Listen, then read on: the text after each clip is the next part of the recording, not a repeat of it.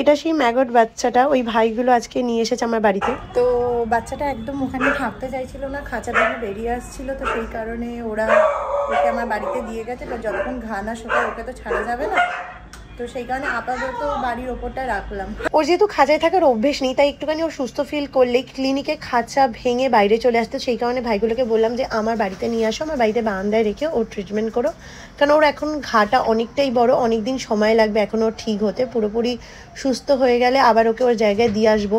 সত্যি কথা বলতে ও যেই অবস্থায় ছিল, সেদিন যদি ওকে না দেখতাম হয়তো আজ আমরা ওকে বাঁচাতে পারতাম না। তো তোমাদেরকে একটাই কথা বলবো, এরকম বাচ্চা দেখলে তোমরা কোনোদিন এড়িয়ে যেও না, কারণ এদের অনেক কষ্ট হয়। ওই সময় অ্যাটলিস্ট কোনো এনজিওর সাথে কন্ট্যাক্ট করার চেষ্টা করো বা প্রাথমিক চিকিৎসার ব্যবস্থা করো।